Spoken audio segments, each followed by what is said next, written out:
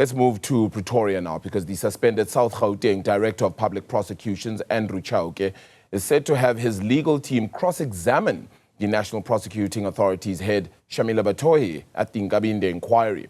Batohi has spent the past 2 weeks outlining a series of cases that have raised questions about Chauke's fitness to hold office.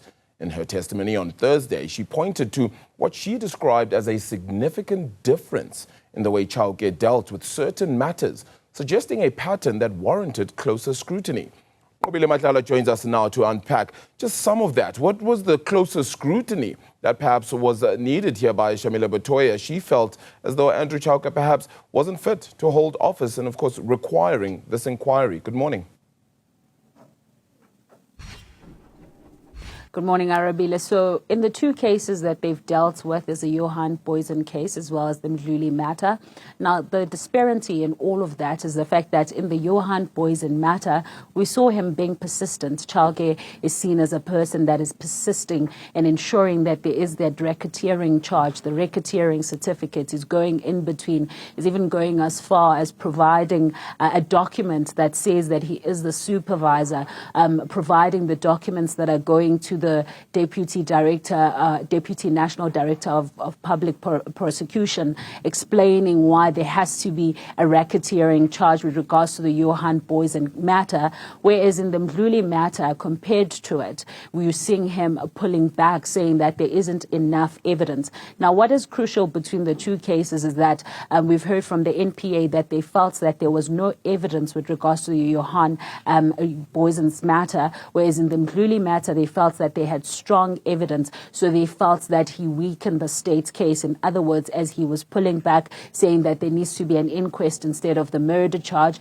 saying that there needs to be sort of an investigation in terms of how things happened, how it transpired, and how therefore ended up passing away. Now, that weakened the state case. So they're saying that those were very indicative of how he basically controlled some cases or worked around those cases. Now, there are three other cases that they've highlighted that we have not delved in depth on. However, we know that there is a Karima Brown case, which was of intimidation, where she was complaining of intimidation.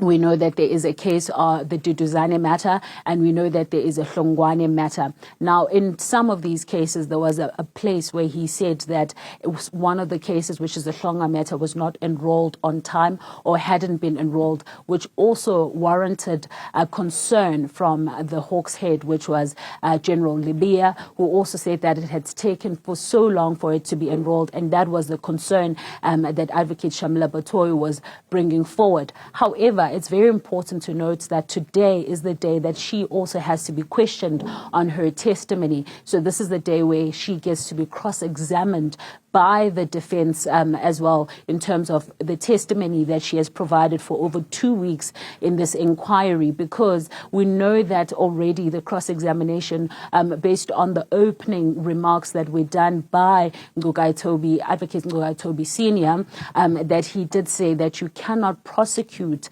Chauke on his prosecutorial discretion. And that's one of the things that they've highlighted. But they've also highlighted that he's not charged of misconduct, which is another thing. But we know that the terms of reference, they are currently being asked to be changed, which looks like they might be including that misconduct.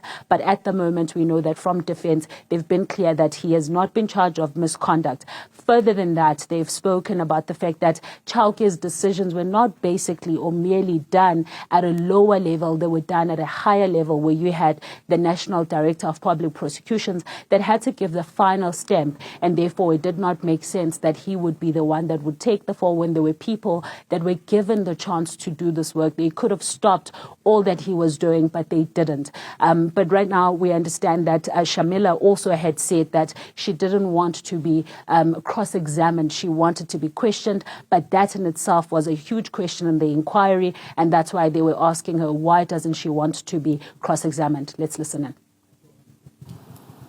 It is not correct that I said that you will not be cross-examined. You know why I'm saying that? That following the parties' submissions or memoranda requesting that this inquiry should begin in February 2026, we considered it appropriate to call you as the head of the NPA and caution that it cannot be that your team, including the evidence leaders,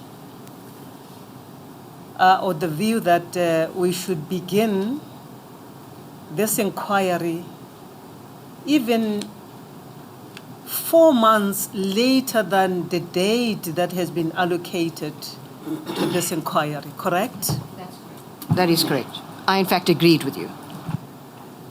You indeed agreed.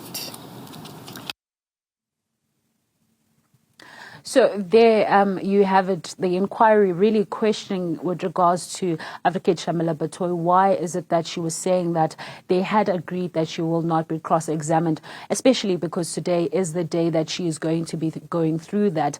And we understand that the inquiry is saying that they didn't commit to that. They did say to her she will continue to be cross-examined, which will take place today at about 9 o'clock. Nqobile? So it's that cross-examination that we look toward. Nqobile Madlala, thank you so much for giving us that preview and summation of where we are right now.